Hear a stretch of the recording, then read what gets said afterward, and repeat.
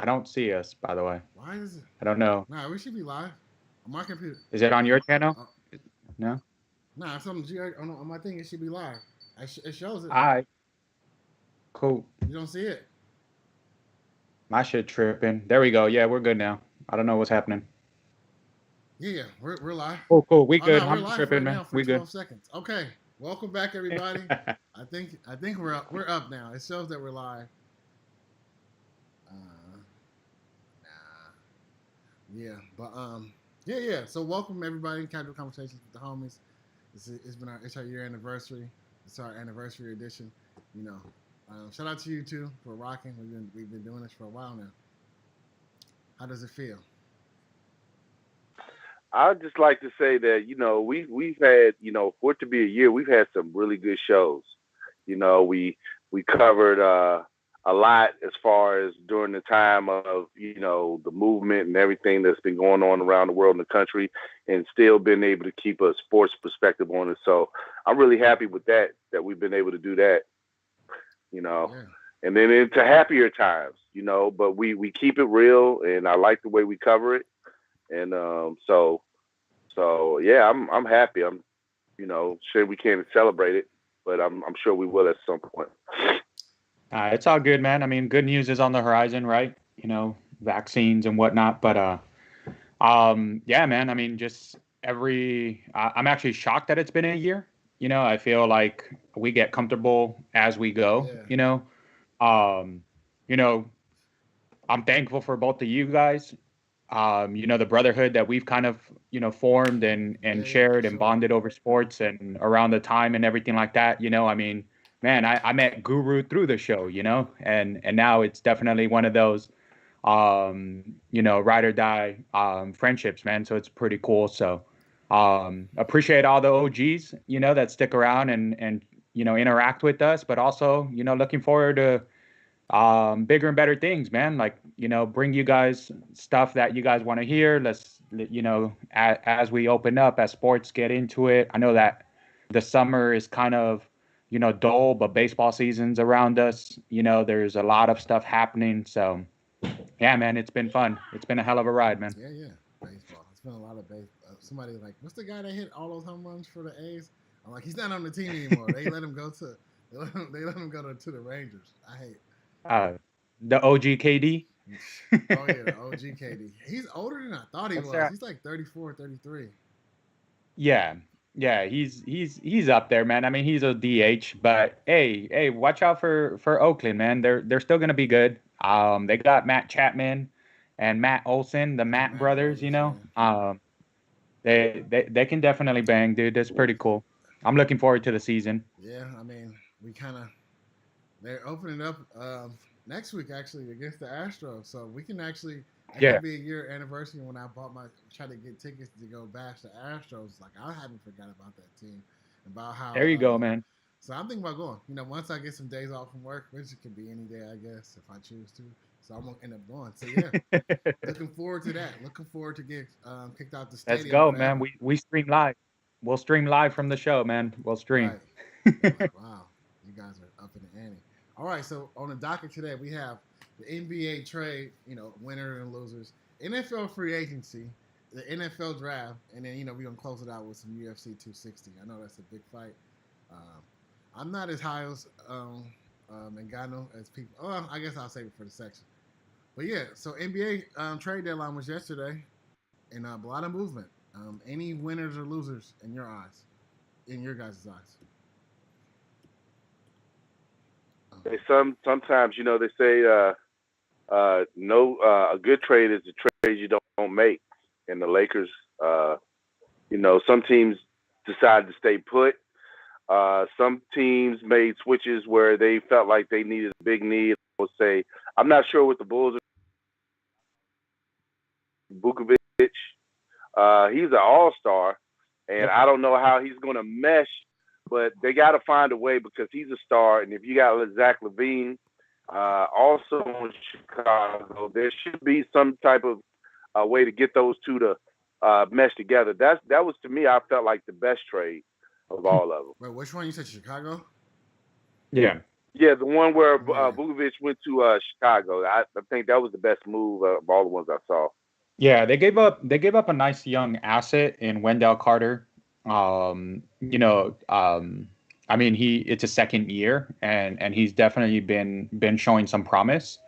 But yeah, I mean, getting somebody like Vooch and an all-star, he does have a little bit of a hefty contract, but I mean the Bulls have never shied away from doing from paying people. I mean Levine is paid nice. Mm-hmm. But yeah, I mean, you need a big and you need a mobile big in today's NBA. And I think that gives them that element. I don't know, it's not going to make them an instant contender or anything like that. But it gives them a little bit more a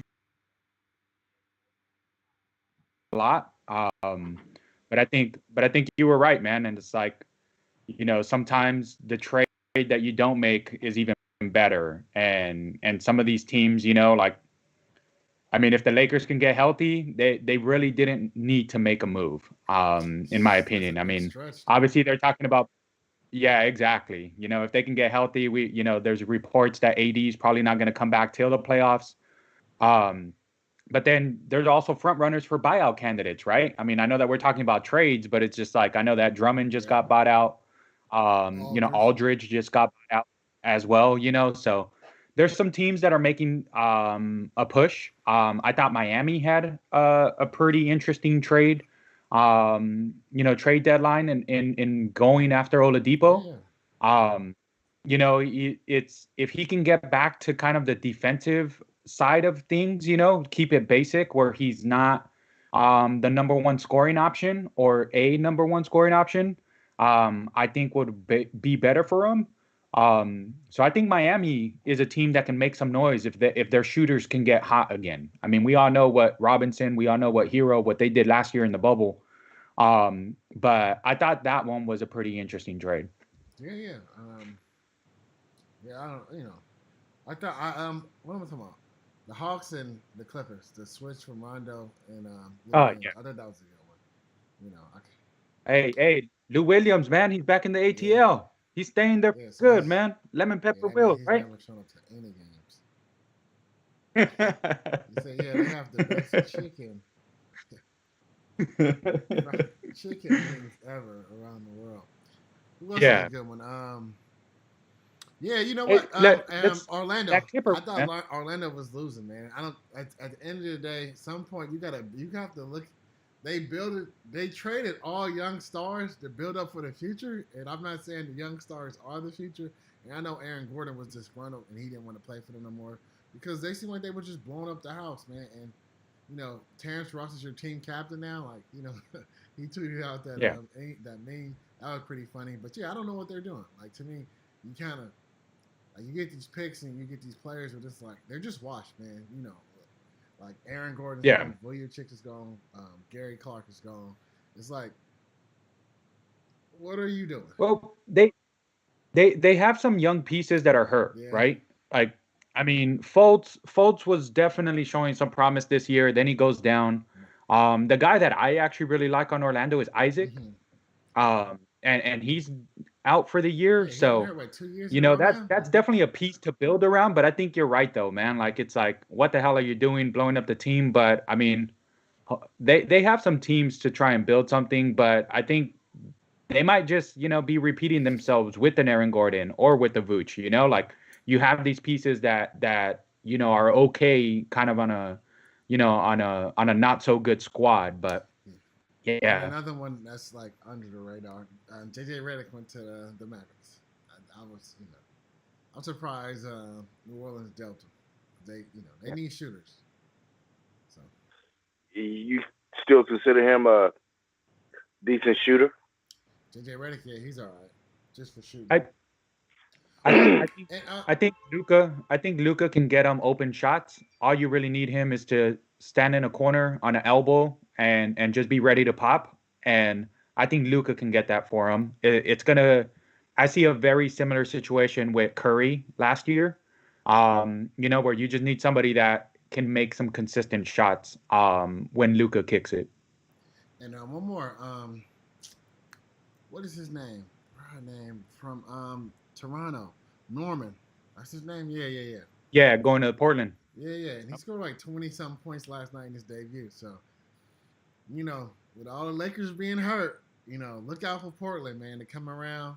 If Dame can kind of I don't. We talked about this many times, man. The Portland Trailblazers are like the little engine that could, but now they kind of seem like they're getting some steam right now, and they can. I think if they need to step up their defense a little bit more, but they Yeah. can score some points, and their window is looking like a now window right now. So, Yeah, we'll see. Powell was a good pickup. He's a really really good defender, and I believe he's a 40%. I think it's like 46% 3-point shooter. Mm-hmm. So that's pretty big right there. The thing that worries me about Portland though is their size, man. I mean, they're you still if you have Powell, Dame, and McCollum out there, where's your size? Like who size is definitely a factor. But then again, I mean, we don't know. The Lakers are they playing possum or are they resting? Or are we going to see them cause havoc and trouble in the playoffs? Yeah, we'll see, And, man. one thing that baffles me is that all these trades are being made. These players are hopping teams. So the thing is, they have to learn how to fit in to the new chemistry that they have. And it just seemed like, why couldn't they succeed where they were? Like, why couldn't Vucevic and Gordon win together? Was it the coaching? Was it the system?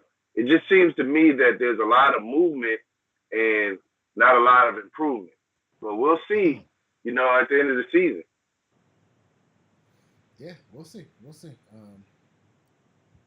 Yeah, we'll see. I think the NBA, the NBA is picking up right now. More games are being well, the same amount of games have been televised, but towards the end of the regular season, viewership picks up. I've been watching more games.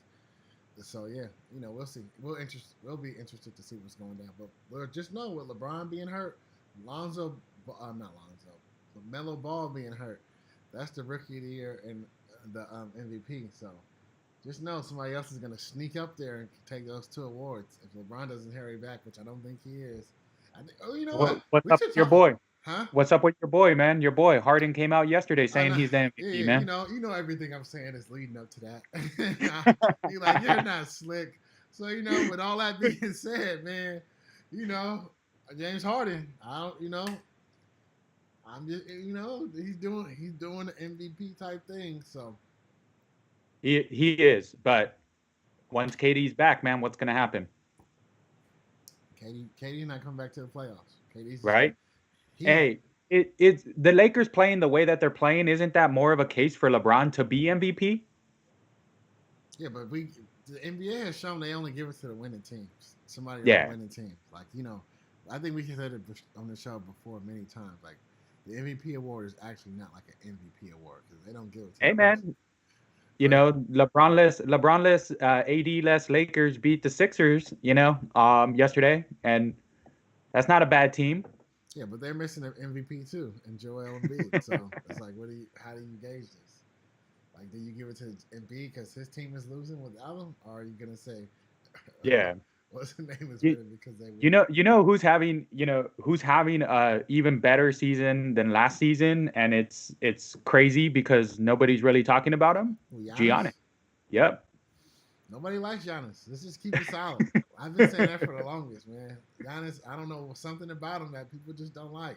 And I think Yeah. it's the fact that he's a funny guy who people don't find funny. So if somebody don't find you funny, I always tell my kids, I'm like, if some people don't find you funny, they're gonna just find you irritating. Like it's nothing that's no bounds. Like I can say, hey, what's up, fool? You look stupid, and people can laugh. But somebody doesn't like somebody if they're irritating or they're not funny and they say the same thing, they want to like the fisticuffs are up.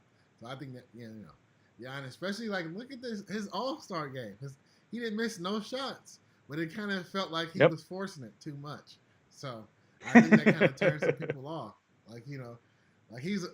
What was it? It was 16, right? I was like, how do you force 16 shots, man? Come on, 16 to 16. Nah, but it was like he was on it was and I go back to this play. I forgot who it was now. I'm talking about I go back to the play, but he's on the fast break. And, when they normally throw the alley oop, he just dunked it, and his teammate was like, I think it might have been Vujicic. I don't know. He was like, "Hey, why you supposed to do the razzle dazzle play?" And that's just the type of person Giannis is, man. So I think that's hurting him in a way. All right, but with Oh, and they Milwaukee, didn't win last year, so all his stats don't mean nothing yeah, to the Riders.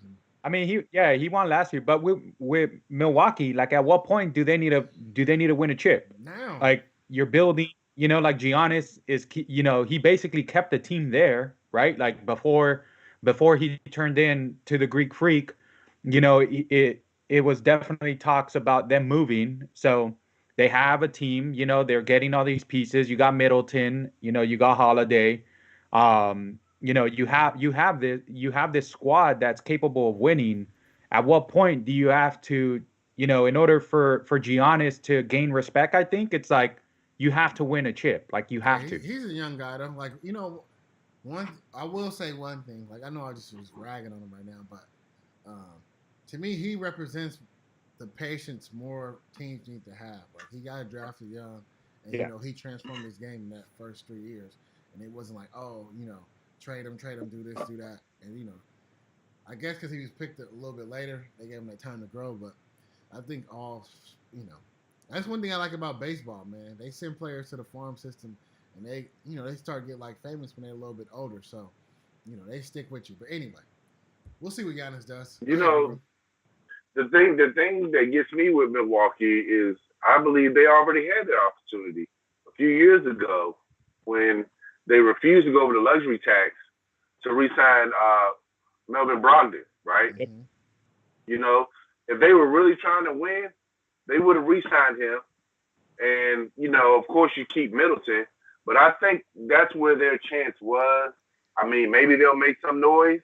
I hope for them. I'm not sure why anyone can't win with the point guard. Would you just name it? What's his name? Holiday. Holiday. I'm not sure why anyone can't win with him. He's a really good player. But I think that was their opportunity. And with Giannis, I think the irritation becomes, listen, man, you're the man. You act like the man. Get your team over the hump. There's a lot of expectations from him. So that's where the irritation is. No one wants to see his, happy-go-lucky. We want to see him fierce and getting that team to a Eastern Conference final, possibly to a championship. So that's probably where fans are a little bit uneasy with him. Kevin Johnson said, no, Drew Holiday is way better than Brogdon. He is. I agree with that. I mean, at the time, Brogdon was high. Brogdon's good, though. Brogdon will help him. He would have helped. To me, you keep him on the team. Yep. It doesn't matter who was better. Look what they did when they had him versus who they have now. And it'll play out. But I assure you, Brogdon was the man that they should have kept. That was the continuity was there. Yeah, I'm going to agree with Guru on this one, man. I thought that was a dumb move, and that and I'm surprised Giannis signed that contract to stay too, because I felt like Milwaukee wasn't as serious as they should have been. Like to me, when you're that close and you got that big of a star power brewing, you want to build up the stars on your team to be like somewhat homegrown. You know what I'm saying? And then you let somebody go. I didn't agree with it. Yeah. Anything else? Anything else? Basketball related, guys. I mean, what did you really think about that? About Rondo and the Clippers? More of a get inside the Lakers' head, especially after Rondo had that game with Atlanta versus the Lakers, where him and Schroeder were kind of going into it. Nah, I think to me, I feel like the Clippers. They have Kawhi, but around the board, they need to build championship character on that team. A good team, good talent.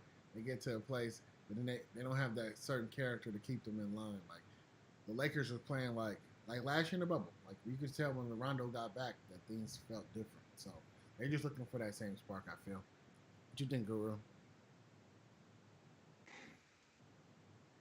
Yeah, I mean, I think with Rondo in the building, listen, this guy he's never been the greatest shooter. And he's really never been the greatest leader, but what he is a veteran. He's matured over the years, and he will bring a lot of value in toughness. He'll hold players accountable. and he's to be respected. He has championships with two different teams, so he knows what it takes. I think it's a good addition. Yeah, I mean he's the real playoff guy, right? He's definitely playoff Rondo, not this playoff P. Yeah, You know. playoff Punani. It's cool. Nobody's here by myself, so I'm saying whatever. There you go. Hey man, it's still Saturday morning cartoon edition, dude. Come Oh, this on. is right. I forget. Let's see if it's any kids in the chat. I'd be so upset. Nah, we're good, man. But yeah, Kev says Sly don't play no defense, and he says he don't play no defense, and then he said the Milwaukee they're way better this year than they was last year for sure. Well, we'll see. Like I said, it'll play out. Yep. All right, NFL free agency. Okay, it seems to be wrapping up now. Winners or losers on the overall thing. I mean, I guess I'll go first because I wanted to get this off my chest. The Raiders doing it again, man. They did it again. They went to free agents. See, they let go of a whole bunch of key staples on the team that I just did not agree with. We got Josh Brown like a B minus B player, so I'm okay with that. But we signed Keon Drake. He's cool. But yeah, we signed him. We let go of all our offensive line, but we bring back Richie Incognito.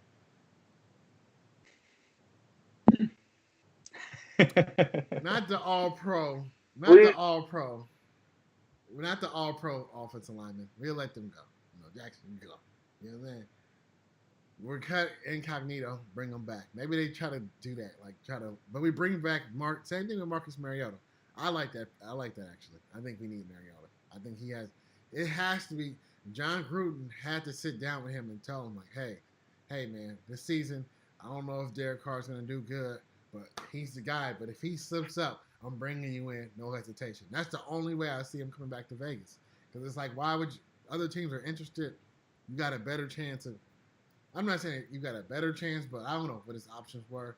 But it took a little bit less money to come back to the Raiders, so I'm thinking some plans in his future if Derek Carr like even slips on a banana peel. Like if we have one hiccup, I think he might be done for.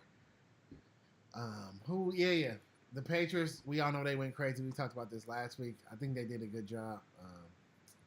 But yeah, man, the Raiders, the Cowboys re-signed Dak Prescott or whatever. The Washington football team, you guys have a quarterback, I guess. Go ahead, Tito. Fitz Magic, bro. Come on. How can you not love the Fitz Magic pickup, man? He's like a toss-up of an NFL athlete. Like, oh, you ain't had Fitz Magic yet? Everybody had Fitz Magic. Here you go. Everybody's Eskimo brothers. Nah, man. I mean, everybody knows. You guys know I'm a Washington fan, right? But I really like their pickups. I mean, I'm still a little cautious at the fact that we keep getting every known to man. Where we're really just building the Panthers all over again. 2015 Panthers, let's go. But I really like our pickups, man. I mean, Guru, I know that we talked a lot about their receivers, and you guys know how high I was on their receiving core. Picking up Samuels, hopefully they can go back. I don't like the fact that they gave him number 10 already. Me as a card collector, I have a whole bunch of their rookie this year, Antonio Gandy Golden, who's not all that great, mind you, whose number got swapped. But I mean, Samuel played with Terry, with Scary Terry in Ohio State, so hopefully they can get that back out there. But I don't know if Fitzmagic is the way to go, but obviously they weren't satisfied with quarterback. I mean, there's rumblings that they're looking at a quarterback in the first round, so we'll see if they have a potential to make a splash or a move or anything like that with some of these teams willing to, trade their spots. But I like what they did on the defensive end, man. If there is a cornerback, that cornerback that they picked up from Bengals, I mean, I know it's the Bengals and their defense was kind of sorry, but that cornerback is a tall dude, plays the game right, and I think is going to help Fuller on the other side, man. Johnson. I believe so, yeah. I think Johnson the third or something like that. I could be wrong, but William Jackson Jackson, sorry. But yeah, we have that. I'm a little skeptical on New England, but I like the two in front. They've had success with two stud tight ends, so I want to say that they definitely want to bring that back. If it's been working and it's been working for a very long time, why break it, right? So it was wise of them to actually get a Henry, to get a Smith, but at the same time, both of those guys are injury prone too, right? So you really just get one to back the other one if one goes down. But yeah, man, it's been interesting. I mean, I'm more excited about the draft and seeing some of these teams make some moves. I mean, the Niners were walling out Yeah, yesterday. that's our next. Uh, That's our next conversation. but yeah, but free agency has been okay. I don't know about your pickup. I don't know about the Raiders Yeah, defensive end pickup. But I mean, he had what, eight and a half sacks last season. That's respectable, yeah. you That's know. I mean that's good for the Raiders, But to me, I was okay with that one. But everything else, it's like, come on, man. We doing the same thing. Like, are we really gonna sit here and act like we had the best team last year and then try to upgrade at every position? And Yeah, that's what I said. This is what I said last year. Like we steady picking up these free agents who's not gonna give us like bang bang right when they sign. Like it has to be like a build or Nelson Aguilar was a nice surprise. But guess what? They let him go. They let him go. They let him go. Nice surprise. Let him go. I guess they think our rookie receivers in their second year is going to turn the corner, but we might have chose wrong on that one. But the jury's still out. Go ahead, Guru. Free agency. No, the Raiders. Let me just put the Raiders and the New England on the same plate so I can kill two birds with one stone. These are two desperate teams. All right. So you cut a 33-year-old Gabe Jackson, but you re-sign a 37-year-old Richie Incognito. You go out and get Ngankwe, Yeah. the defensive end. Like Tito said, he's respectable. But listen, he hasn't given the Raiders 8.5 sacks yet. That's still to be determined. All right. And number two, listen, and if you want to go to New England, listen, they made some good moves. What they did was they filled in the holes. And basically what they're doing is this is just a quick fix. They're just hoping that this works together. And what John Gruden is doing is you go out and get Kenyon Drake, who right now is a better back than the one they have. I'm sorry. And the reason he got him is because you can catch out the backfield, and John Gruden runs his running back into the ground, so he needs a more of a durable back that keeps the train moving. Why? Because he doesn't know how to use his running back. So he's going to get a veteran in there who knows how to call his own number. Two, the defense still has holes in it. This is going to be a disaster. That offensive line, there's no way that you can just throw a unit together in a professional football league and expect them to jail. And with a new running back. I mean, it might happen, but look who's coaching him. He's the biggest fraud that ever coached in the NFL. Dang, he doesn't know anything. Relax. Let's go over to Bill Belichick. Wait. Bill Belichick, he's just trying to get his reputation back, right? By thinking that, okay, I'm going to get these players with names. We know this isn't his style. Look at all that money he spent. We know he's the guy who always penny pinches. That's a desperate move because he knows that he has to win this year. But is that not the right move, though? Now, hear me out here. It is the right to move for his career. Here. John Gruden, he's basically saying with all these moves John Gruden made, says, I messed up. I messed up with Khalil Mack. I messed up not trading Derek Carr. I just messed up with the whole draft. Colin Farrell's respectable. He ain't respectable. To me, look here. The Raiders dismantled their offensive line, and they didn't use nothing to go after defense. They got Drake when we got Shadow, number 24. Okay, your cornerbacks, and so listen. Yeah, he's building from the outside in. That ain't how you do it. And that's what Belichick is doing. So we'll see how they do. But these two teams are on the hot seat. To me, the Raiders allocated money to a running back when they should have put it in the offensive line after they blew it up. No Hudson, no Jackson. Yep. That was stupid. They brought back Richie Incognito, who's 37. Like you said, that was dumb. So to me, I'm mad at that. No defensive line help. Well, we got one person, but like you said, the secondary was trash. The linebacking core was trash. Like how all three phases of the Raiders defense are trash. That makes no. That's beyond me. Like I just don't even understand it. And then the next part, and then for New England's point, I think they kind of seen that Tom Brady was bigger than what he was. Like so we got to bring in some players to get some help. Because they did, like we said last show, they went 7-9 with a horrible offense. Basically, if they can kind of shore up that up, that's what I think they did with the tight end situation. Like the tight end they had last year was good, but he got hurt, and that's when Cam Newton started sinking a little bit, and they couldn't play as well. So now you got kind of like 3 tight ends coming back, and if they can all play up to par, that can bail him out from like the receivers already. And now you got a little bit of speed on receivers, that it should be okay. So I don't care about New England too much. They play in the NFC. They play in the AFC East. They should compete anyway. The Bills are good, but can the Bills do it 2 years in a row?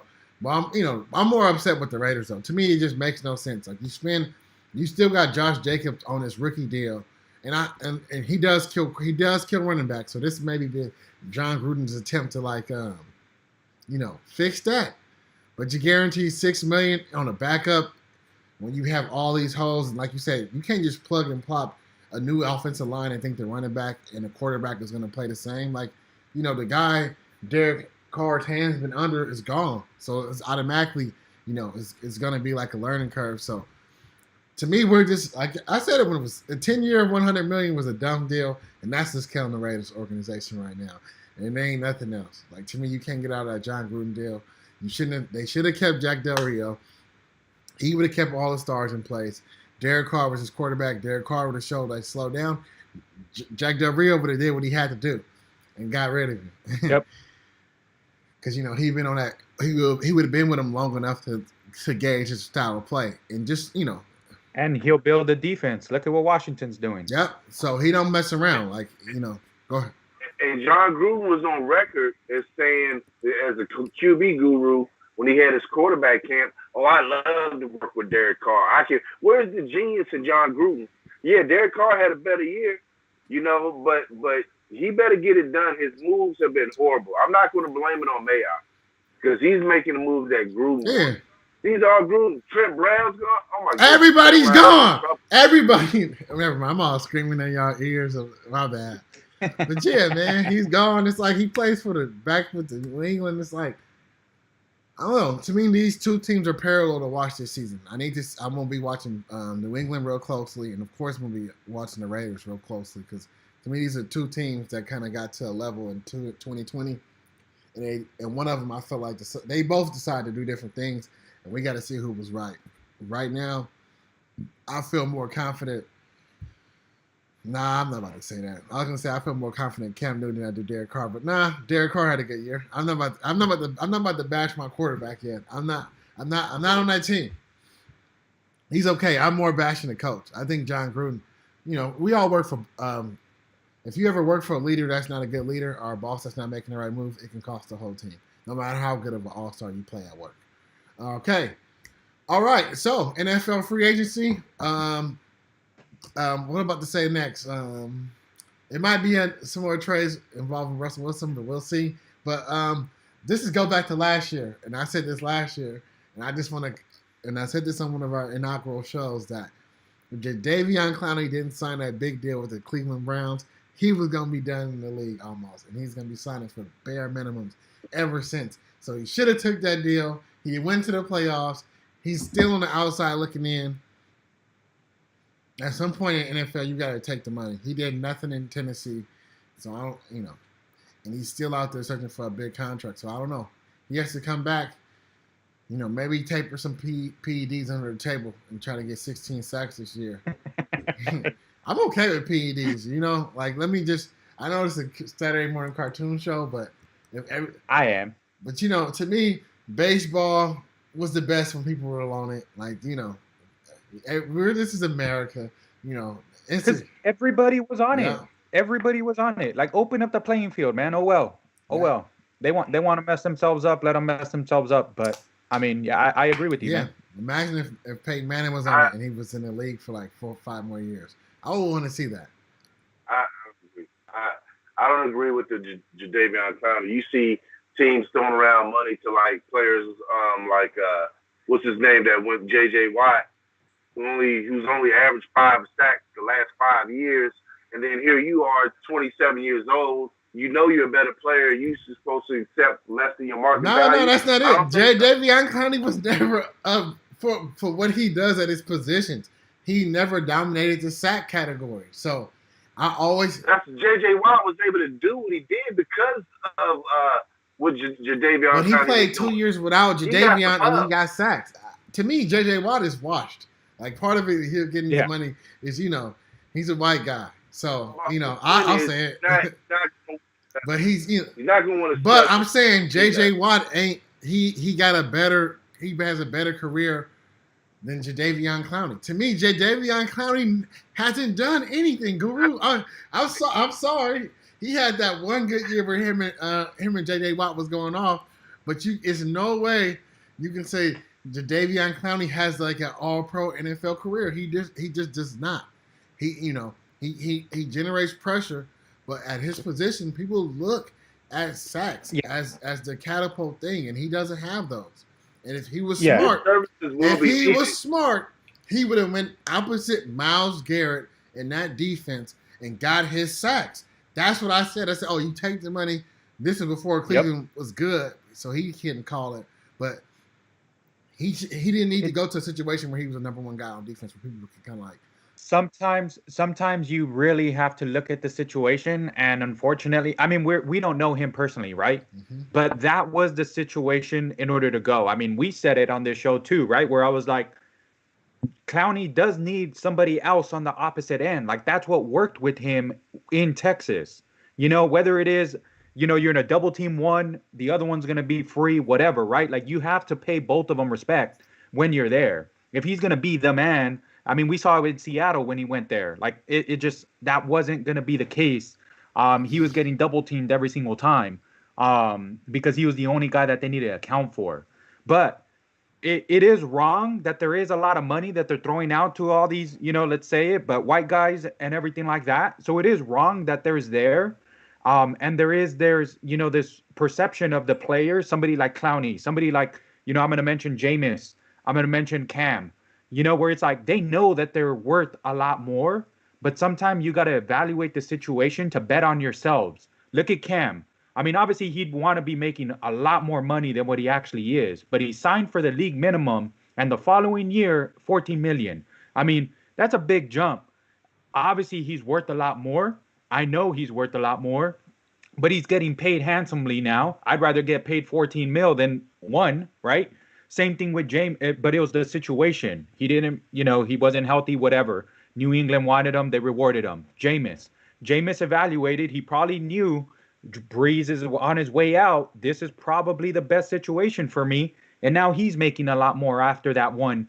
I don't know the exact number, but I want to say it's like 14 mil as well. So after making the league minimum. So sometimes you do have to survey the situation where even if you know that your worth is a lot more. Clowney definitely missed the boat by not going to the Browns. Yeah, they were offering him. He was going to be one of the highest paid free agents that year. That was stupid. Yeah. Why would you sign with a team? To me, if I was a defensive end, I want a place where it's another guy on the other side to where I can get help. To where, it's easy to double team a guy if you know the other guy on the end stinks. Yeah. And what happened in Tennessee? I don't know what happened in Tennessee. You seen the Tennessee playoff game and playoff run and season. Jadeveon Clowney wasn't even on the field half the time. Yeah, that's true. Yeah, he wasn't on the field. I don't know what happened. To me, at some point in the NFL, I would think as if I was a real person. Sometimes part of me, I'm going after the money. I'm gonna just keep it solid. Like, yeah. But I mean, this is go get the money. Us in our regular life. Like, we're regular. But there'll be an opportunity for him to reset if he wants to. Yeah, I'm sure. To me, if he was smart, he should do what he should have did at first. Go to a team where he can play opposite of a guy, and then he'll get the big bucks if he gets the big sacks. And make the sacks for you easier. It's a business decision.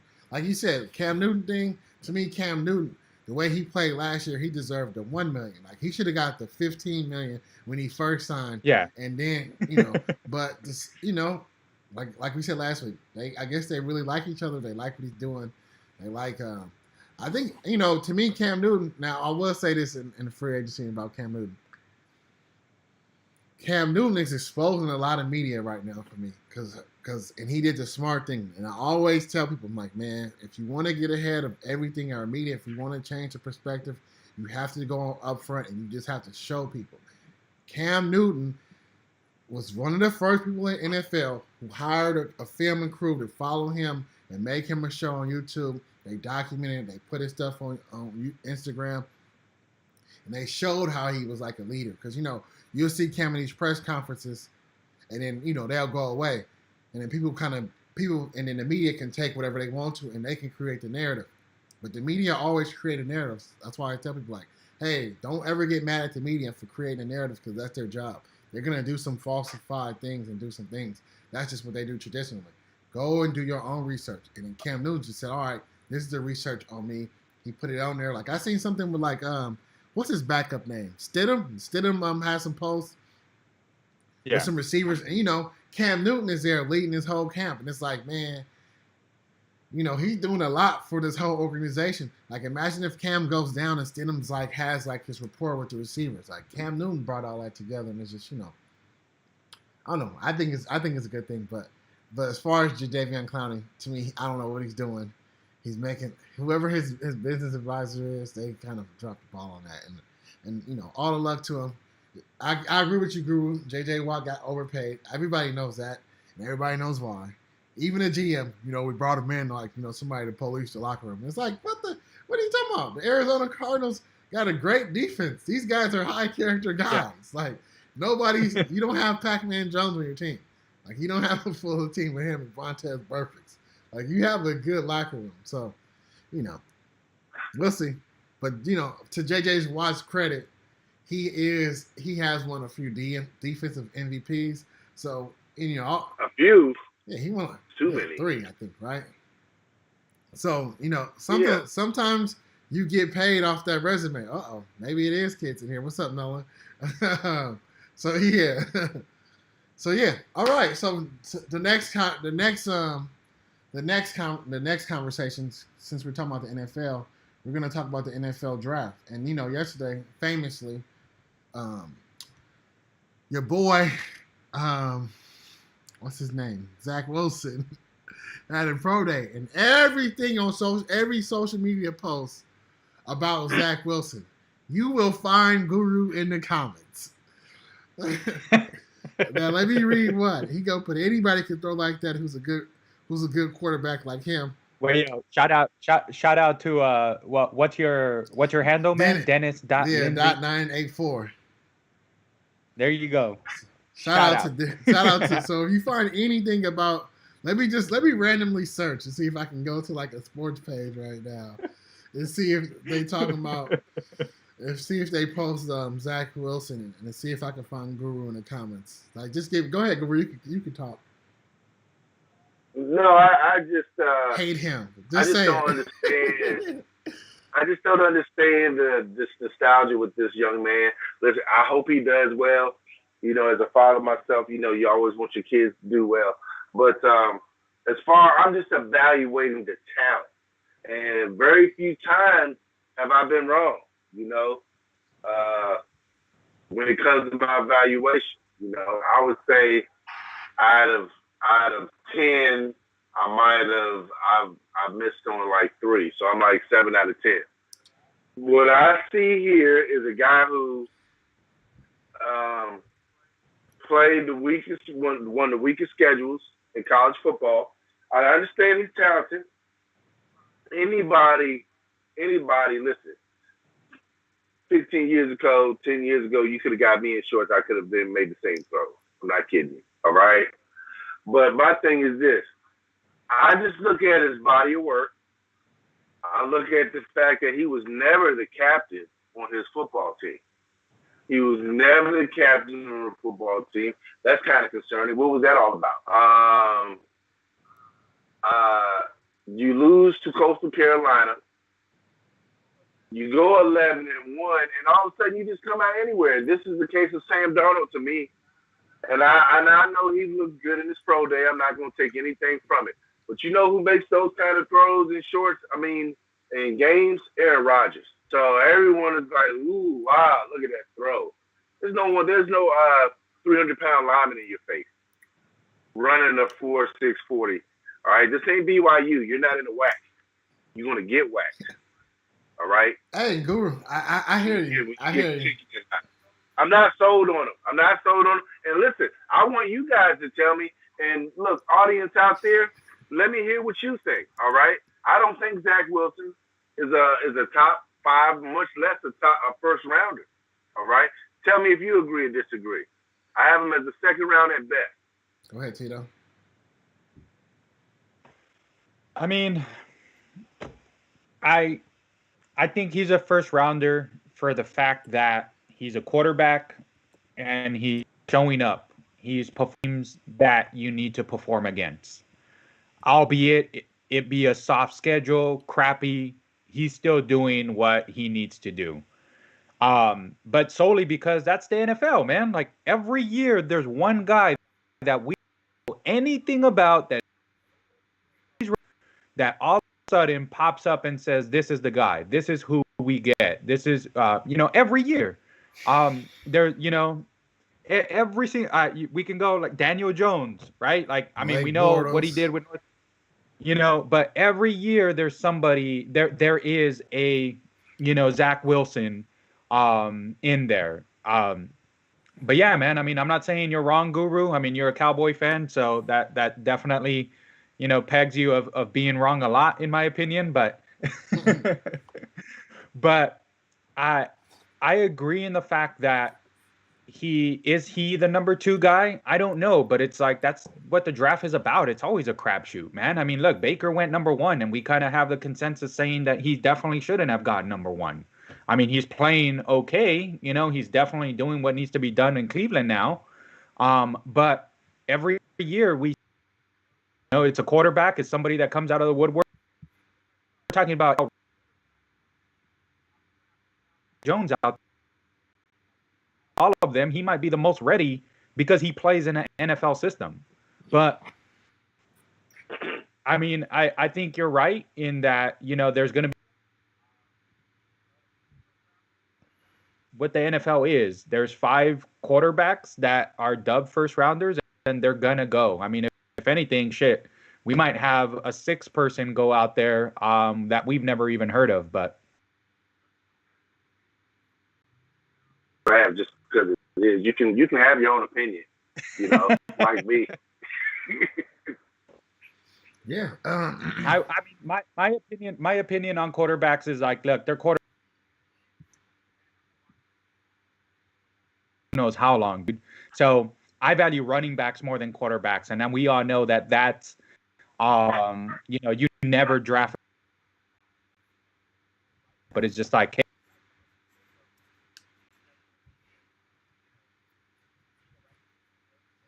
I find it funny with the Niners, saying Jimmy's their guy, yet trading for the 3rd pick. Like, it's a quarterback. When a quarterback heavy draft, it's a quarterback. So it's like, why? Why go out there? You just validated everything that I've ever said in that, I don't see Shanahan as this guru again, like if anything, he's on the Gruden spectrum for me. Well, I mean, I guess recently, but Jimmy G keep getting hurt. I'm just, so. Yeah, but that's the thing though, man. If he's getting hurt, then it's like, dude, you just can't like, you're the coach of the team, man. Shouldn't you make your team better? Like, maybe that's what he's doing. That's what he's doing with this pick. You can't always peg. Oh, I'm hurt. Like, it's like, at what point? It's like, look, we write on Gruden and saying, hey, at what point do you say Derek Carr actually sucks and you make the switch? Like, you just you have to do it, But let's get Guru. Just know your Guru laughing is making it worse for me. But it's like, Wilson, I mean, is he saying he's the... I mean, Jets have their quarterback, it appears. I mean, Darnold hasn't left. Yeah, I'm going to go with no. Before... I'll say it. No. I think Zach Wilson, no. It's the reason why I say Trevor Lawrence, Justin Fields are my 1 and my 2. Because they played at the highest level for the longest time. Like I don't understand why these NFL players and these scouts keep these guys, like you said, every single year it's these every single year it's always a quarterback that comes out of nowhere, right? Like he doesn't play that many years in college. He had a good half season. He had a full good season against like subpar talent, and he does like some good measurables, and then people like him. And like in the last year's in the draft, 2017. Let's start with them. Mitchell Trubisky, he came out of nowhere. The more polished guy. Patrick Mahomes, who played at his team for more than a couple of years. And then Deshaun Watson, who was playing at a high level for a couple of years. They were better than him. Because they followed my guideline. 2018, Baker Mayfield, he played at a high level for a while. Josh Allen, he played 3 years in college. Josh Rosen, he got hurt a lot of times, so he didn't play that much at UCLA. And then Lamar Jackson, of course, played at a high level. So those guys, that's why those three out of those five of those guys are successful, because they played at longer times at higher levels. I feel like. What's another draft? 2019. Kyler Murray, whatever. As much as I hate Kyler Murray, I guess he's a good pick for them. Not number one status, but Dwayne Haskins didn't work out in Washington, and he played like one season at Ohio State. And in 2020 draft, these quarterbacks looked good. Joe Burrow looked good because he's old. He was 5-year senior, played a long time in college at a high level, and then Justin Herbert played. He played up for 3 seasons, 18, 19, 20, 21, in college. And Tua, he kind of got hurt, so the jury's still out on him. But but to me, that last year was a better class than this year because we got a bunch of guys. Like, to me, Trevor Lawrence, he's been playing at a high level for the longest. Justin Fields has been playing these guys have been connected throughout their whole career because they've been in high school. So that shows that they've been playing at a high level for a long time. These other guys, they can fall wherever they fall. Like Mac Jones, to me, I'll slide him. He'll be kind of third for me a little bit. But then again, it's like, level competition. How long he's been playing? 2 years. I kind of put that over. But then again, it's Trey Lance for me.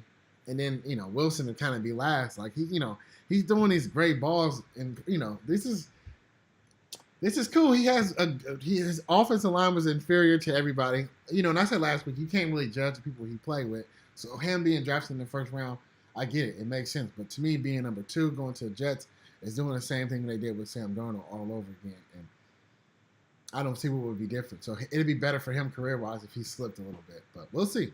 The NFL draft. Because, look, but hold on real quick, Raymond, if you don't mind. If Zach Wilson, all right, imagine in your mind, audience, you guys, imagine, Zach Wilson in that BYU uniform. And now imagine him in a Jets uniform. See it? Can you see him behind center? Do you see him doing what he did, at BYU? Do you think he's going to be that kind of player? That's who you take at number 2. If you can see that, then you can justify thinking, well, I see why NFL scouts are thinking this. But I'm here to tell you no.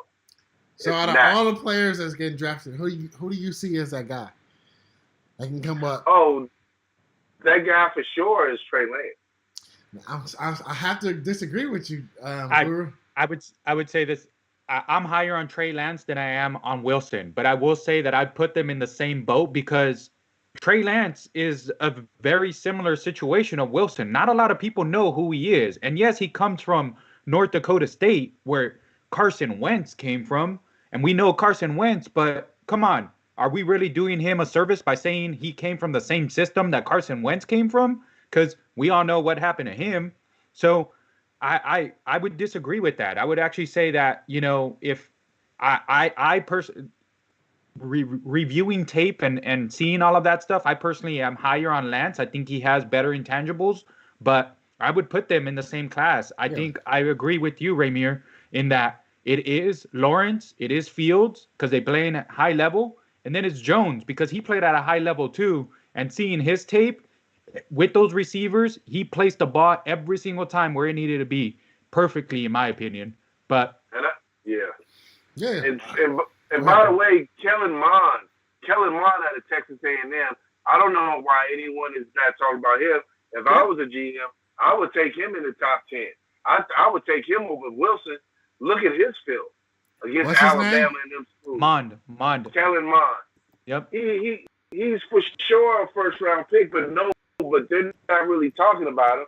When you look at him, he's going to be a fine NFL quarterback. He's going to play on Sunday. Yep. I think so. He has he reminds me of Hurts actually. Hurts with a little bit more zip. Yep. A little bit more speed.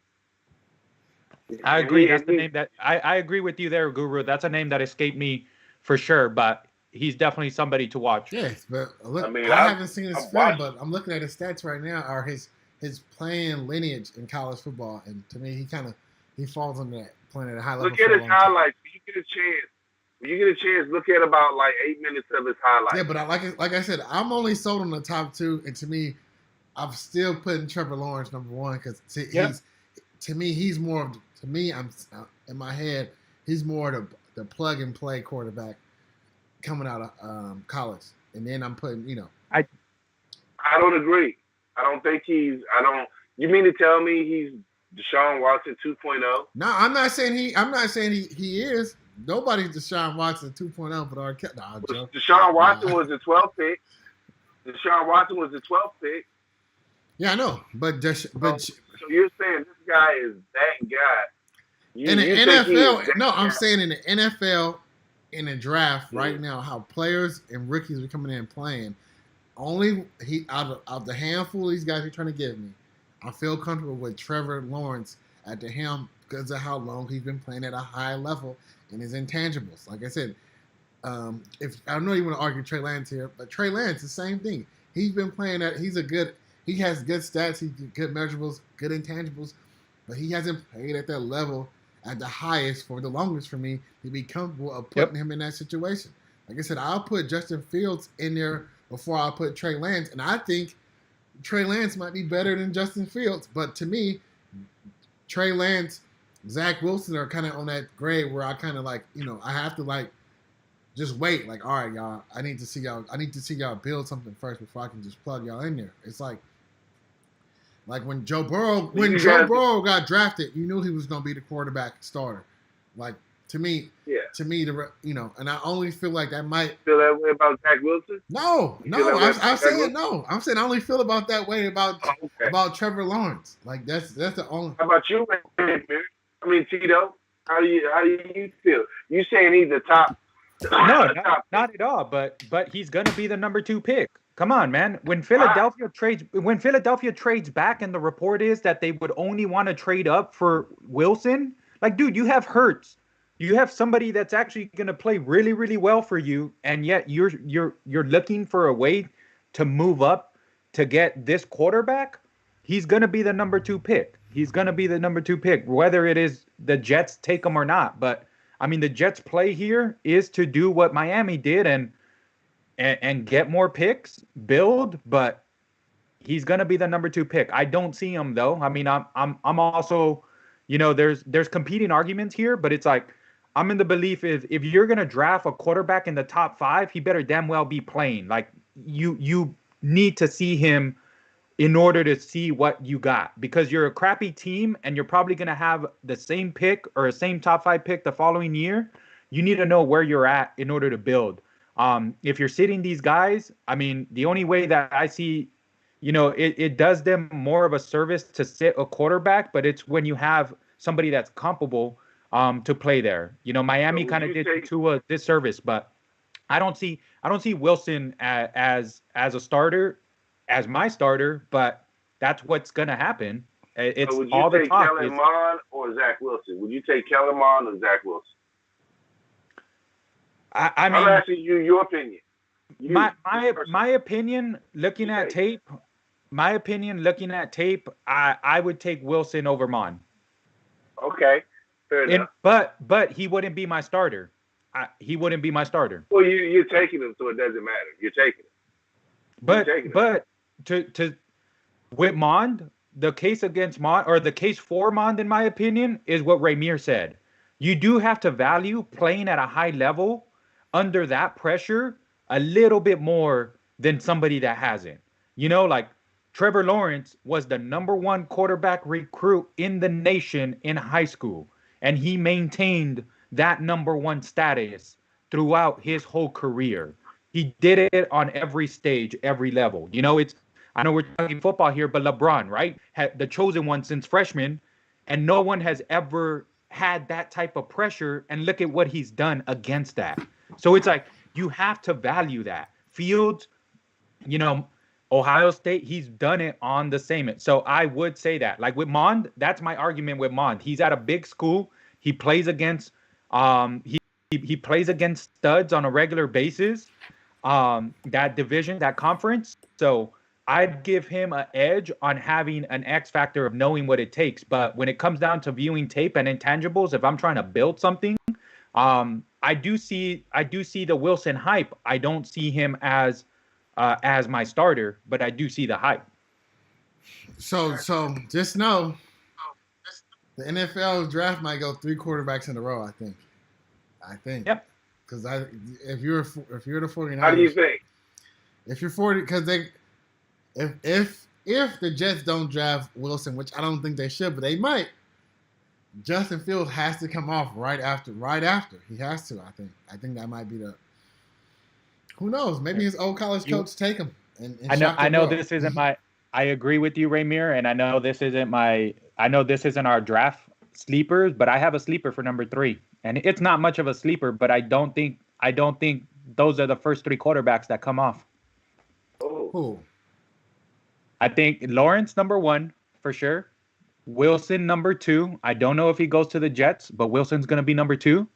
And I actually think, I don't know, I haven't heard anything. I haven't, but this is my insider Niner take because I hate them so much. Trey Lance at 3. I'm going to agree with that. Well, I'm going to go with that take. Either way, Mac Jones and Justin Fields, whoever is the 4th and 5th quarterback drafted, they're going to have a better career. Here, but I think Raymir, but Mac Jones, if Shanahan wants to show something, you take Jones at 3. How about? Is he really that good? Mac Jones? To me, you. Yeah. I mean, Alabama quarterbacks traditionally are not good, but Tua got drafted, and for looking at his tape and see where he places the ball, and how they won the games, I'll give it to him. He's okay. He has to have. Yeah, but you got to look at his weapons. He has to have weapons on his team, which he will get where he be drafted at. So he'll be fine. Like he might go to the Patriots. The one thing that I like about Jones is not only that he shares a last name with my buddy Raymir, but he doesn't make mistakes. Like there's been plenty of times, plenty, like he won't turn the ball over. Like he has way more good decisions than he does bad.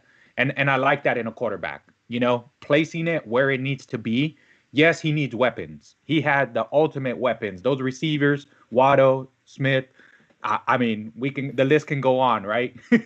But and you won't get that, in one of these bottom dwelling teams, have the top 5 picks, other than, say he goes to in Atlanta, obviously they invested in Ryan, but you have some stud receivers over there that can definitely play. But he doesn't, to me, he makes smart decisions. So I like him. I like him a lot. I think he's actually the most ready to play right now in the NFL, but I don't see him going that high.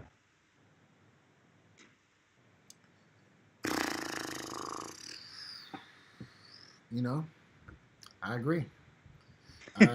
Let's see I haven't looked at the things yet. Nolan, what's up, Nolan? I think you might be going now. The Lakers won't trade. Marcus comes in and says the Lakers want to trade deadline. Okay, that's cool. I agree. Marcus, if you're still here, you can leave us a comment. I know it's a little delay, but Lowry would have been dope, but I think they would have had to give up too much. okay, Guru. This is good, Guru. This is for you. Kellen Mond is trash, Guru. Come on now. This is what Kevin says. And he put Zach Wilson. He'd rather have Zach Wilson over Kellen Mond. Yeah, this is the same guy who said Johnny Manziel, he might have that magic.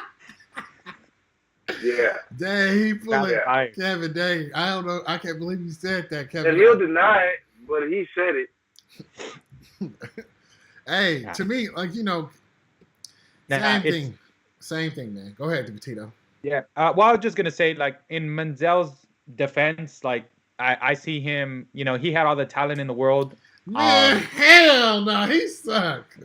But I think he needed to go to a team that wasn't the Browns.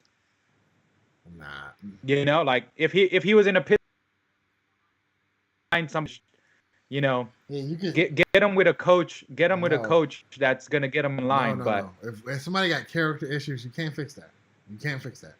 He said he'll be the first person to tell you. I don't know, man. I don't know. Hey, look at AB, and I'm just saying Steelers. I'm gonna give Tomlin all the credit in the world, man. I'm gonna give Tomlin all the credit in the world. Okay. All right. I'm gonna let you get your argument and believe in that. If that's what you I have believe. no confidence. But I think that's no.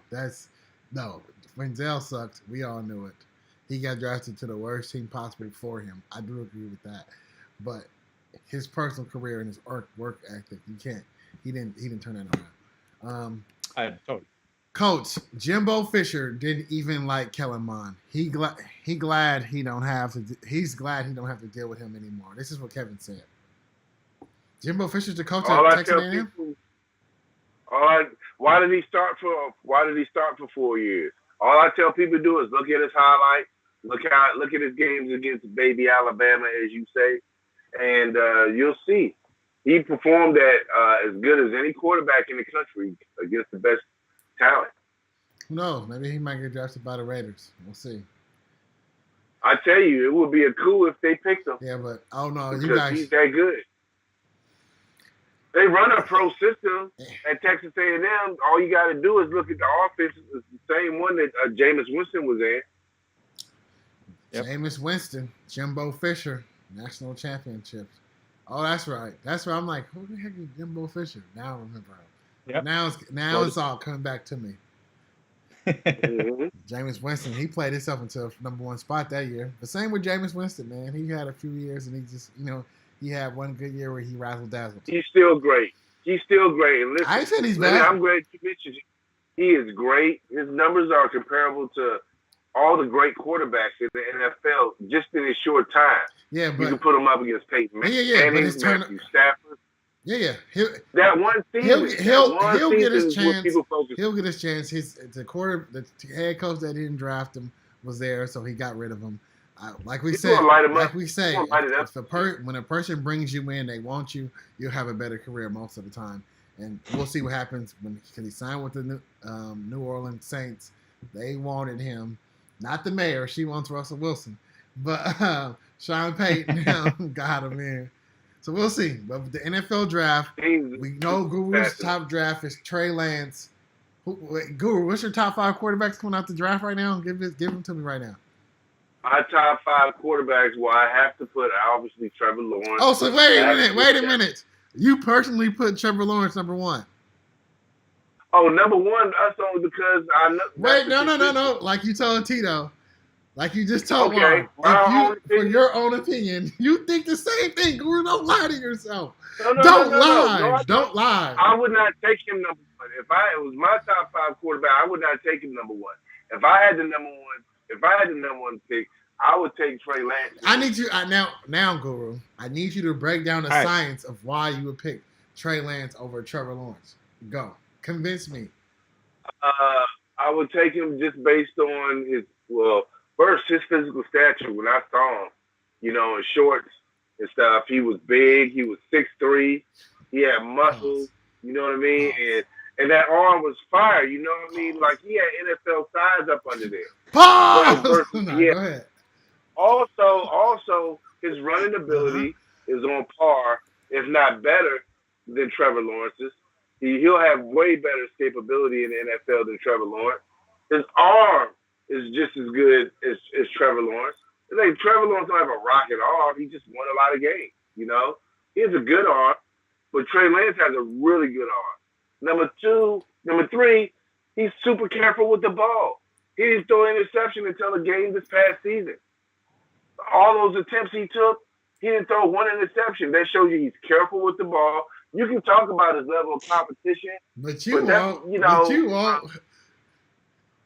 I really won't. Why? Because we can go with Zach Wilson on that. We want to talk. And we did. Hey, Guru, you just made to me. You had an even argument that anybody can make, that I will make, but it is stopped right here when we talk about Trevor. We're talking about level of competition. To me, that matters. That has to be in there. And Trevor Lawrence has the better level of competition and actually won in these situations. So I'm saying Trey Lance, I'm not, any of these guys could be like Trevor Lawrence could be a bust. Trey Lance could be a bust. Justin Fields could be a bust. Zach Wilson could be a bust. Mac Jones could be a bust. Kellen Mond could be a bust. Anybody, right? But just on that evaluation of somebody coming in, the level of competition, that's where it breaks up at. So let me tell you my argument for Trevor Lawrence to Trey Lance. They have the same kind of arm strength. Like they got the same type of speed. I feel like they both, Trevor Lawrence is an inch taller, but I think when you look at Trey Lance, he's tall. Like they're just, all these guys are tall. But when it comes, like, Trey Lance can make all the same throws. But to me, the level of competition is different. Like, Trey Lance is not going against NFL-rated cornerbacks when he's throwing 0 interceptions. I'm just saying Trevor Lawrence is. So that's where it separates for me. And that's how easy it is. Like, to me, my whole thing, even with going to Justin Fields, like, you see Justin Fields play, and you see him throw, you see him kind of, like, wiggle, but you see him making his progressions. Even in that loss, he was still making progressions. My knock against him was he just was a small guy. And then I looked at his measurables, and I looked how tall he was. I'm like, wait a minute, this dude is a tall dude, and he's moving like that. I'm still sticking with him. The pedigree he played with and his measurables, those are the top two for me. And everybody else can fall wherever they at. Level of competition for Trey Lance, Zach Wilson, that's hitting for me. Like, I think those guys, they can be cool. Zach Wilson, he's ascending during the hype train, which some players do, which is good for him. It happens, Like, I say the same thing. Like, Jameis Winston had a high level of competition. He wasn't really talked about that big, but when he came out, he's playing good. Won a national championship. You know what I'm saying? He had all that going for him. So that's going to happen. Some players are going to build that momentum. But Mac Jones, that competition level, I got to give it to him. I have to. Part of me just have to give it to him still to put him up there. Like, I don't, like, his balls wasn't that, his balls wasn't that good that he was throwing out there. Like, he was, in his draft and his pro day, we're kind of selling a little bit, but it's the same thing. I'm just as impressed as Mac Jones' ball selling as I am Zach Wilson's ball going deep without nobody there. Like, it's not real game time decision. Like, people don't, he's not a gamer. But, when Deshaun Watson was in college football, we seen that he was a gamer. You know what I'm saying? Joe Burrow, we seen he was a gamer. Tua, part of the reason why he got drafted, because he was kind of like a gamer, but, he was hurt. I wouldn't have went that high on a hurt quarterback. But same thing with Trevor Lawrence, man. He's a gamer. Justin Fields, he's a gamer. And the rest of them, they play good games, but I don't feel them like gamer taking over type. Like, I always feel like with those other guys, they have a chance to win. Like, when Justin Fields was losing the game, I still felt like he could come back until all those injuries just start piling up. And then, it happened. But anything else? I think we've been talking for a little bit longer. I obviously have nothing to do today. Families isn't talk. Oh, never mind. We got some questions. Kevin says, trust me, he will be drafted in the 3rd round. He's talking about Kellen Mond, and he says, ask Guru, what big games have Kellen Mond won in his SEC career? Tell me, I lost so much money on him, it's sad. He never beat Alabama either, Guru. Either. I'll look that up. You know, he might not have, but Guru, many teams didn't beat Alabama. But how many other big games have he won? Is also another thing he said. Well, I'll look at his records, what records he have at Texas A&M, and then I'll throw them out. I'll send them to him. Oh man, are you stumped right now, Guru? Are you? No. Are you lightweight stumped?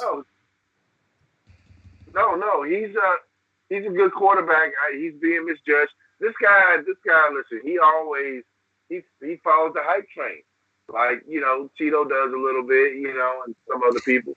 I just go by I go with my gut. I just go in that beaten path, and then I let the chips fall where they may. Sam Darnold, I said he was a turnover machine in college. My God, he turned it over 14 times his senior year, and they're saying, well, that'll get better, and it didn't get any better in the NFL. He turned it over even more. You can just see certain things when these players play. I've been watching, a lot of NFL football, and I'm seeing how it translates. And I just don't see some of it, how it translates. I've been wrong with a few, but I'm just saying, I think some players are being a little bit overlooked. Yeah, I feel it, but to me, the NFL, they kind of got a lot of guys in there already in the mix. A lot of guys, to me, make sense. Only one that didn't make sense out the blue for me was Zach Wilson. And then, you look at his record, and then it's like, oh, that's why he's there. And it's like, oh, you don't take him. I don't know. You don't take him. Like, I don't know. So as far as like the rest of the grades and how they got it how they, you called Trey Lance last year, so he's in the top 5, so it's kind of like on par. Alabama, we said we didn't talk about Mac Jones, but we said look out for Alabama. Ohio State, Clemson, we kind of called that. So, Wilson is the only. He can be good, but he's a pocket quarterback. That's the thing with Mac. Mac Jones is like when that pocket collapses, what kind of quarterback is he? If it's not there, can he create? And that's the concern in today's NFL with a person with his size. He doesn't have a lot of mobility, but he does have. Just know Tom Brady won a Super Bowl, and he's bringing all that back. Yeah. You don't always need to create. The one thing that I pointed out with Mac Jones, I mean, it sounds like I'm really high on the guy. I'm not, but it's his decision making. You don't have to create, but you got to make the right decision. I mean, look at Derek Carr throwing the ball away on the last play in Oakland. Why are we bringing up moments that make he like to the ground, right? But there it is. It's so. Jones may not be mobile and can't create like some of the rest that he makes right decisions, and it's throw the ball away or throw it, get it out as quick as possible or anything like that. So to Ramir's point, Tom Brady won a Super Bowl and he's not the most active, doesn't really create, but his decision making is above everybody else's. Are we going to say that about every quarterback that gets drafted? Their decision making, right? Nah, I wouldn't, because sometimes they're in the system where it's like the decisions are made for them. Yeah, but I'm saying as far as like their decision on the field to be able to read that defense and ad lib and go to your second or third read if that first one isn't there. I mean, if all those things aren't together, I'm just saying that the NFL, the speed is different. And when you're at Alabama and your offensive line is blocking for 5 seconds, you can make some fantastic throws. And I just want to know how it is when you're playing against, I'm just saying I don't want people to not see the full picture as far as his skill set. Yeah, he's got a good skill set. He can throw and everything, but my concern is, who we talking about? Mac Jones? Is he a first rounder? Yeah. Is he a first rounder? I don't know. A lot of these guys are not first rounders, but they're gonna creep in there. Like I said it famously on the show, I have 2 first rounders, and that's it. The 2 first rounders, my 2 first rounders, who've been my 2 first rounders for like a whole year and a half now, and that's Justin Fields and Trevor Lawrence. And the rest of them can be wherever. Like, I understand, like, to Tito's, what Tito's saying is, this is the NFL, this is how it's ran, these guys will get in, and this will be the case. So I'm not surprised that certain guys are coming in and coming out to the top of the draft board.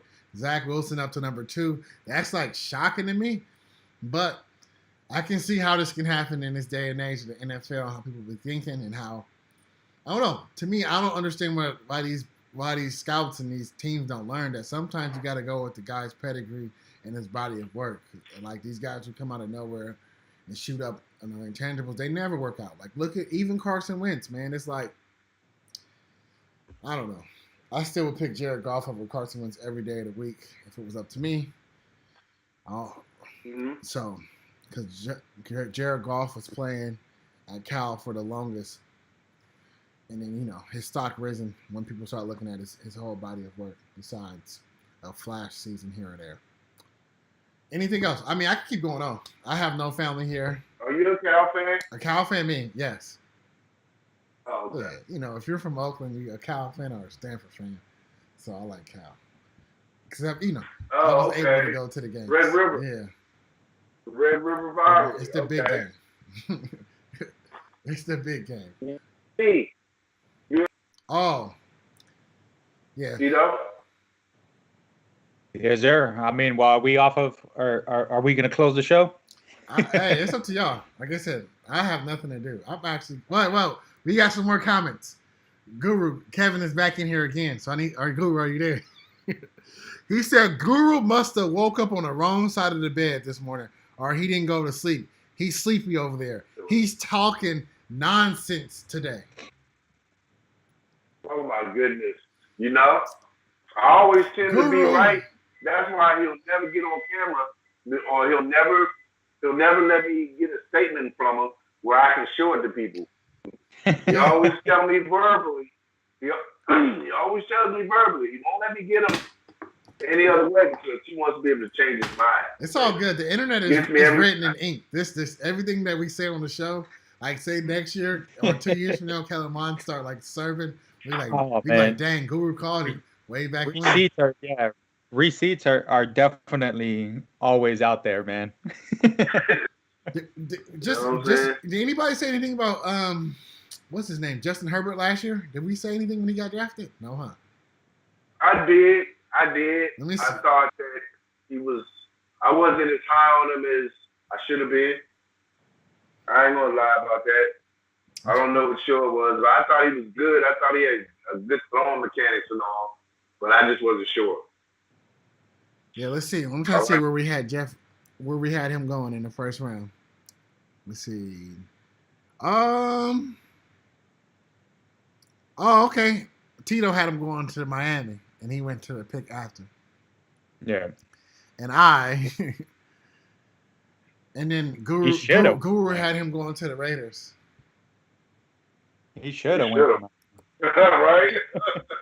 Man, and I had them picking Ruggs. So I called it right though. I called it right. I called it. Are you happy with it? Heck no.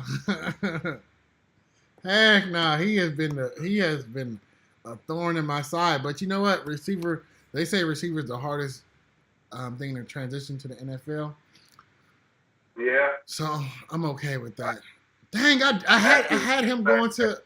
I can't believe it. I'm looking at the notes and I'm looking at the draft board right now, and it says 12.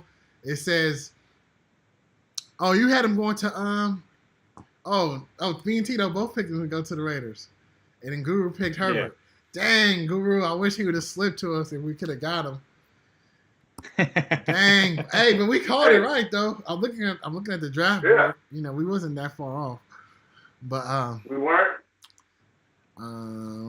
Yeah, we had a lot. I mean, we did our homework, so we had a lot of picks, man. I think this year is gonna be fun too, man. Yeah, I'll say we do our draft show in 2 weeks. Yep. Mm-hmm. Yep. Hey, this should be interesting, man. With all this quarterback talk and all these players and all these receivers, it's a receivers heavy draft too. We got some guys coming back from injury. Well, guys who didn't play last year because of COVID. You also have Jamar Chase, right? Took a year off. Yeah. Mm-hmm.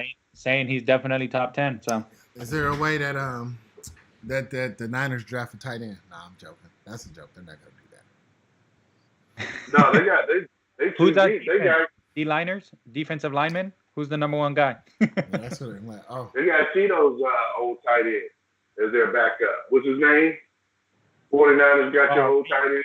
Reed, Jordan Reed. Reed, yeah, he's still nice. I think he just wanted to get out of Washington. He just can't stay healthy, man. He played good for the 49ers. Still can't stay healthy. Yeah, we'll see. This draft should be interesting, man. With all these quarterback talk and this Zach Wilson. I can't, Guru. That's the highlight of my days when I see players I know that they talking about that you don't like. I said, I wonder if Guru's going to say anything. And I come back and here's Guru like, you know what? If I was in the bathroom and I was throwing 80 balls, of course half of those are going to look good. This guy does not deserve to be drafted in the NFL draft at all. He should be a unsigned free agent. I'm like, dang. Guru said, I hate him.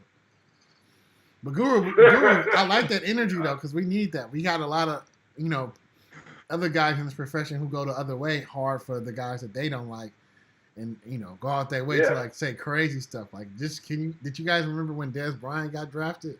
All the stuff that he went through, and he was like the receiver for the longest. So let's keep it. All right, I guess we can go. If you guys aren't need to do anything today, y'all bring over some meats. We can barbecue. There you go. Yeah, so let me call some people.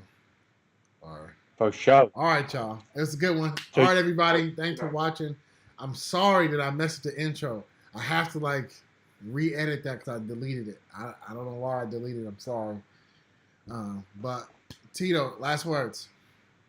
Definitely. I mean, I'll close out the show with UFC 260. Yeah, that's right. 260. You got big boys banging. Pause. Miocic, Stipe, underdog. Probably the most underrated big man out there versus Ngannou. It's a pick'em for me, even though Stipe is the underdog, just slightly. I would actually, I would bet Stipe if I was a betting man. I think he can do it. I see him as evolving. I see him as taking biggest shots. And we'll see, man. Ngannou has been at this stage before. I mean, I hope we see the one-hitter quitter that we're used to seeing from him, but I'm taking Stipe in this one, man. It's gonna be fun. I agree with you. I'll take Stipe in this fight. To me, Ngannou, he's a good athlete, but when he fought him the first time he lost, and to me, his fights leading up to his first Stipe fights went the same way. He fought guys, he knocked them out, boom. He hasn't shown anything in his game yet to let me know that it's different. No evolution. So, we'll see. And Stipe is a good champion. So, I think, if he wins, I'll be happy for him and I'll be shocked. But I got Stipe in this one. This wouldn't be you got Stipe, Guru? Yes. Nice. There we go. This wouldn't be the most underrated or probably underwhelming card for Dana if Tyron Woodley wasn't on it as well, right? Like, Dana's never really been a Stipe fan. We all know that. Once again, Tyron Woodley, when he was a champ, definitely didn't get the respect he deserved. And so we see him on the undercard or co-main event, if you want to call it. But Tyron Woodley versus Luke K. I really want to see Woodley return. I want to see him do something. I mean, he's had some lackluster fights. Some losses. Last 2 fights. Yep. Like, you don't see the same explosiveness from him. He has been there the whole time. But I'm gonna pick Woodley here. My gut, as Guru says, maybe the hype train or whatnot, but my gut is saying Woodley. Even though Luke can definitely bang out there as well. I think this is kind of like a welcome back fight for Woodley, but it's good. Woodley's not a big favorite, but he is. Hey, but what about my boy Sugar Sean, man? I felt like his last fight, O'Malley got hurt. Hey, man, he needs to bounce back. I mean, that's the 3rd fight here versus Almeida. Almeida's sneaky, man. But you got to be wary about Sean O'Malley's big favorite. He's a minus 335 favorite, man. And it's like, when you see that, sometimes you got to worry about it, right? But hey, Sean O'Malley has backed up most of his talk every step of the way. So I see Sugar coming back, man. Yeah, we'll see, man. I'm a big Sugar fan, Oh, man. I think it was his last fight. It kind of hurt my heart a little bit, but he was to me. He's what the UFC needs. They need they need fighters like him that's like exciting, that gets the fans going. That's marketable people. So, yeah. But anyway, my last words is a comment from Guru. You got another comment? no. Go ahead. I'll get something later. He says, class. He's talking to me. He says we're not gonna even be talking about Killamon the next 3 or 4 years because he's gonna be talked about. He's not gonna be talked about. Period. Remember that. I'm glad we have that. What do you guys think the future for Jordan Love is going to be? I think he's being groomed just right. Listen, in today's NFL, we're rushing quarterbacks in there. He was drafted at the end of the first round, so it's not like they were looking for him to immediately start anyway, as if he was drafted in the top 5 or 10, Sit, learn the coaching system. You ain't Aaron Rodgers. You're going to learn the coaching system. Mm-hmm. And so I think, maybe even if he doesn't start this year, by next year, he will have that system down pat, and he'll be looking good in practice this year. But, it used to be back in the day, for instance, those quarterbacks, they sat for like 4 or 5 years before they even started. Joe Theismann sat for 5 years before he even started. He didn't get a starting job until he was 28 years old. So it just goes to show that, grooming is the way to go. And then we'll be able to see what he can do. But I'm in no hurry. I don't think he's a flop. We haven't seen anything yet. We'll see him in preseason, and then we'll be able to get some kind of evaluation there. Okay. Any last words, Goodwin? Go ahead. Yeah, also, shout out, speaking of wrestling, the NCAA Wrestling Championships just ended. For those who didn't know, I was a high school wrestler, All-State, my senior year. But shout out to they have 10 weight classes, and shout out to Gable Stevenson, Carter Storaci, David Carr, and Roman Bravo, and I'm forgetting someone else. But anyway, out of those five of those 10 weight classes were African American. We're wrestling. We're only African American wrestlers made up only 12% of the tournament.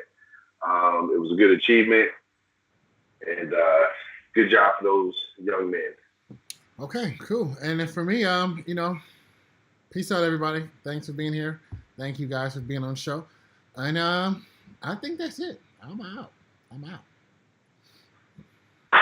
Right. Alrighty.